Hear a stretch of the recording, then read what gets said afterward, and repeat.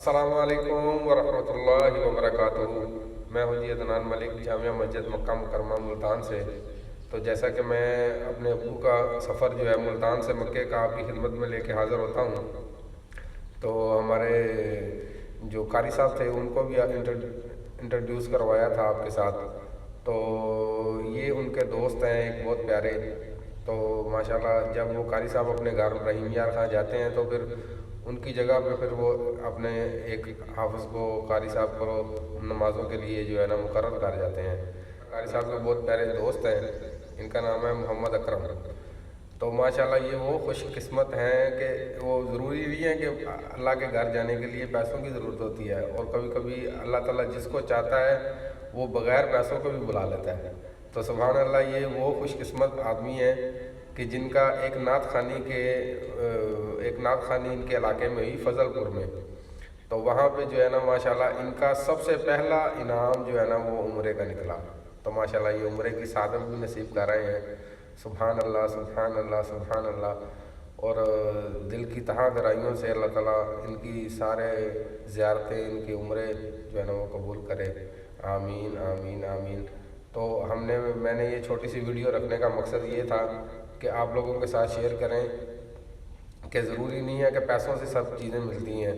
جب اللہ چاہے تو وہ بغیر پیسوں سے بھی آپ کو حج اور عمرہ بھی کروا سکتا ہے۔ تو اس لیے ماشاءاللہ اللہ کے نیک کاموں میں جڑیے رہیے گا، تاکہ انشاءاللہ تعالیٰ آپ کی اور آپ کی آنے والی اولاد بھی جو ہے نا وہ اس اللہ کے نور سے منور رہ جائے، انشاءاللہ آمین۔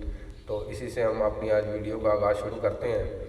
یہ محمد اکرم صاحب اپنا تھوڑا سا تعارف کروائیں گے اور آپ کو بتائیں گے کہ وہ کہاں سے بلانگ کرتے ہیں اور کیسے ان کو عمرے کا ٹکٹ ملا۔ اور چھوٹی سی آج جمعے کا دن ہے، تو آج جمعہ ہماری مسجد میں یہی پڑھائیں گے، تو میں نے سوچا کہ بھائی ان کا بھی کیوں نہ انٹرویو لے لیا جائے۔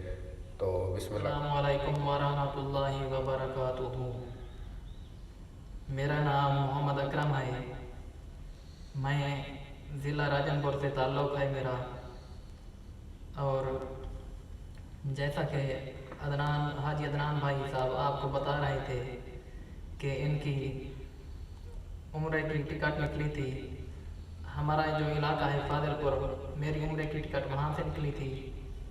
اور وہ جو محفل کراتے ہیں وہ ہمارے علاقے کے محترم جناب فضل حسین ستل صاحب ہیں۔ اور آج جمعے کے حوالے سے میں آپ کو چند احادیث سناتا ہوں۔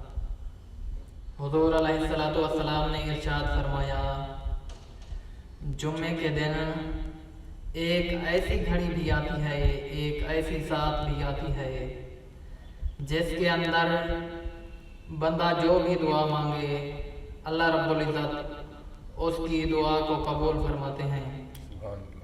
حدیث شریف میں آتا ہے، حضور علیہ الصلوۃ والسلام نے فرمایا، جب جمعہ کا دن ہوتا ہے تو فرشتے مسجد کے دروازے پر کھڑے ہو جاتے ہیں، اور اس کے بعد جو سب سے پہلے آتا ہے اس کا نام لکھتے ہیں، اور جو سویرے آنے والا ہوتا ہے اس کا نام بھی لکھتے ہیں، اور جو صبح سویرے مسجد کے اندر آتا ہے جمعے والے دن، گویا کہ اس نے اونٹ کی قربانی کی، اس کا ثواب اونٹ کی قربانی کے برابر ہو گیا۔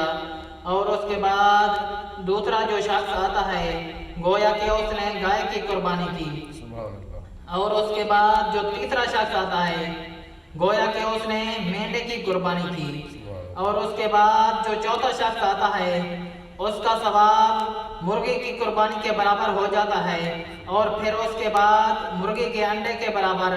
اور جس وقت امام نکلتا ہے تو فرشتے اپنے دفتر لپیٹ دیتے ہیں، یعنی اپنے دستاویزات بند کر دیتے ہیں، اپنے رجسٹر بند کر دیتے ہیں اور خطبہ سنتے ہیں۔ حضور علیہ الصلوۃ والسلام نے ارشاد فرمایا، جو جمعہ کے دن اپنے ساتھی سے کہے چپ رہو جبکہ امام خطبہ دے رہا ہو، تو تب اس نے بھی بےہودہ کام کیا۔ سبحان اللہ سبحان اللہ۔ بہت شکریہ قاری صاحب، آپ نے ہمیں اپنی اچھی باتوں سے مستفید کیا۔ تو جمعے کی فضیلت انہوں نے بتائی کہ جمعے کی فضیلت کیا ہے، اور ماشاءاللہ اس کے فائدے کیا ہیں۔ تو سبحان اللہ، اللہ تعالیٰ سب سننے والوں کو اس پہ عمل کرنے کی توفیق عطا فرمائے، اور جلدی سے جلدی جمعے کے لیے جو ہے نا اپنے گھروں سے نکلنے کی توفیق عطا فرمائے، تاکہ ان کا بھی رجسٹروں میں نام پہلے لکھ دیا جائے، کیونکہ جب امام صاحب تشریف لے آتے ہیں تو رجسٹر بند ہو جاتے ہیں، اور وہ جو فرشتے ہیں وہ بھی امام کی ساری باتیں سننے کے لیے بیٹھ جاتے ہیں۔